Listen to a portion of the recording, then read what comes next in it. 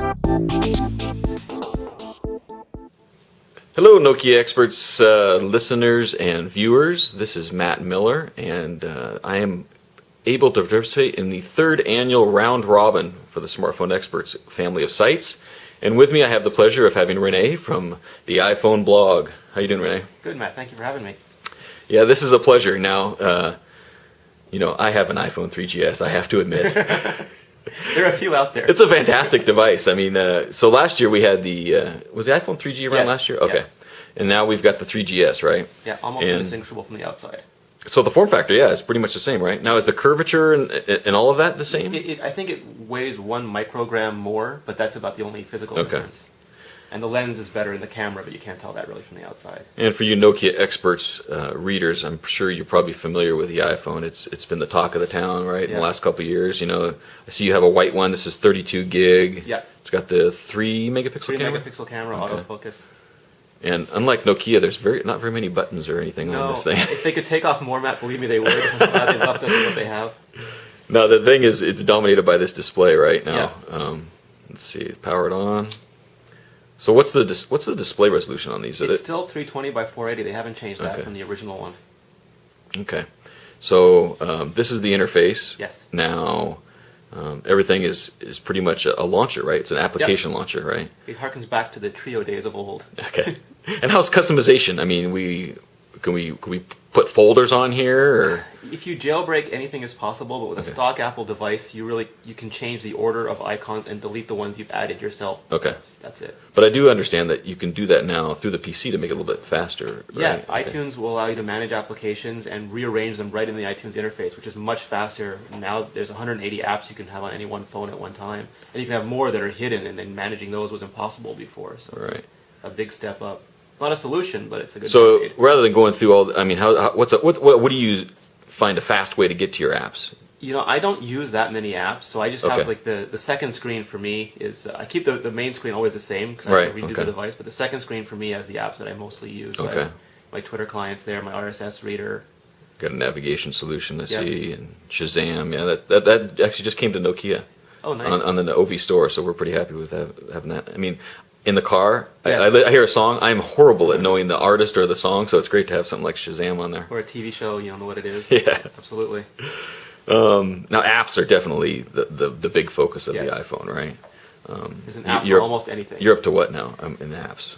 You know, I have a ton of them just because I have to review them. But on the store itself, there's 100,000. 100,000 plus. Wow, that's amazing. Yeah, it's growing and growing. Natively, is there? I mean, I see Docs to Go, right? Yes. Just in Quick Office. Yes. Is there a native Office client, or is this you have a third party that does that? Yeah, we don't have Microsoft Office itself. The online version should work just for reading documents on the iPhone, but. I saw a great review on ZDNet for the Office application, so I went and grabbed it. And we can edit and view Excel and Word files. No PowerPoint support. But you can view that natively, right, on the iPhone? Yeah, it uses the Quick Look technology from Mac OS 10, but now you can start editing some cells. Okay, let's go into your browser here. Let's just take a look at Nokia Experts. You're running WebKit the way. So this keyboard, right? This is all on-screen, predictive. Yes. Portrait and landscape. Yeah, you gotta tilt it. Oh, probably because I'm. Yeah, it's got to think it is vertical. I wonder if it's in. I wonder if it's in between my. Because I'm typing in between. Does that matter? It should work. I'm embarrassed for Apple now. Maybe I'm not tilting it far enough. I'll go back into it. So if I go this way, there we go. Okay. Now, is it a single keyboard, like a QWERTY, right? Like some of them have like a keypad type device or keyboard. Or... It has only one keyboard, but the nice thing is because it's a software keyboard, you can go into preferences and reset that to be Cyrillic letters or Chinese or Japanese roots. So you can really, if you're a traveling multilingual person and you want just one phone, you could take that with you anywhere in the world and have a native keyboard. That's interesting. Let me just... Where's the refresh? Oh, there we go. Yeah. And I apologize. I'm roaming on data, and it's AT&T's network. So. Yeah, I've been using. Well, at least you have 3G. I was using the N97 Mini with Edge earlier. So. We take what we can get sometimes. Now this is a WebKit-based browser as well, right? Okay. Yeah, and WebKit is Apple's open source browser project. They got it from KTML. Oh, somebody's around here. That droid won't leave us alone. So here we go. This is Nokia Experts. We see if we double tap, I guess it goes. Yes. Now, can we zoom in farther too? Yeah, absolutely. Okay. It's got the pinch to zoom. It's got all those multi-touch gestures that Apple heavily marketed for the first phone before they shipped their focuses to apps. Now, down here, this is the number 3 there, I see. Yes. So if I tap that. Yeah, you get our version of the Palm Pre's card interface. Okay. Yeah, see, on a Nokia device, this is kind of our this is our visual history on the S60 devices. It kind of has a little thumbnail of what's going on. So where's a history? You would go that in bookmarks. So which one's that? Yeah, the second one over. So you hit here, and then you can browse back up to your bookmark bar, and there's a history folder, and it gives you. I can actually tap it. There we go. Okay. It gives you a list, and you can go back in different days. I'm surprised Apple hasn't yet integrated the browser history, kind of like the visual one, like we have, because like with their cover flow, right? Yes.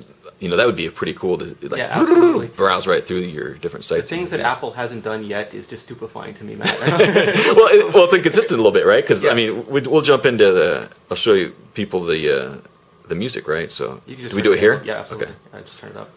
It's got to be close to vertical. Okay, maybe not. There you go. There we go. Yeah, so see, I mean, that would be awesome to see that on a browser history too, you know. And it's got a massive GPU now for a mobile device, so it could certainly handle it. I mean, look how fast that is. That thing just flips right through everything. Twice as fast as the last iPhone, they say. Yeah.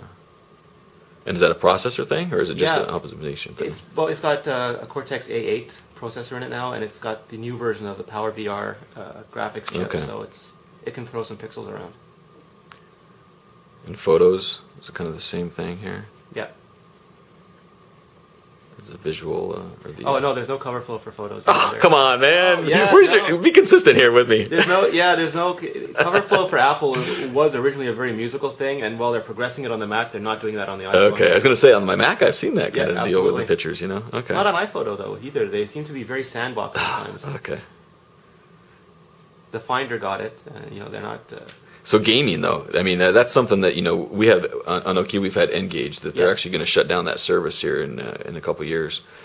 Gaming is something that seems to be pretty much a focus on this iPhone device, right? Yeah, games are selling well, which means getting developer attention, which means more developers are making more games, and it's a virtuous cycle at this point. What's a good game I should just kind of launch here to show? I see you're a soccer fan there, huh? We can show off the soccer. I mean, it's. Are most games in landscape?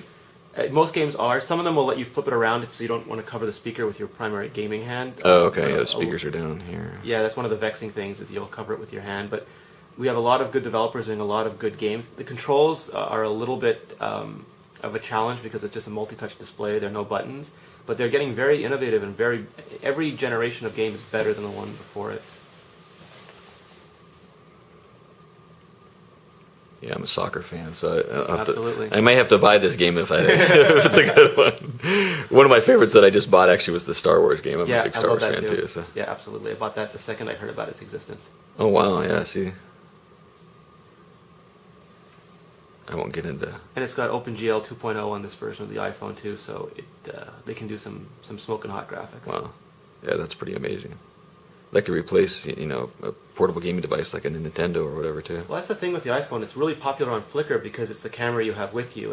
And I'm sure a DS or a Sony PSP is a better gaming device, but not carrying it with you is a big plus. Well, thanks. I appreciate your time, and thanks for walking us through the iPhone. It was great. Thank you, Matt. All right. I appreciate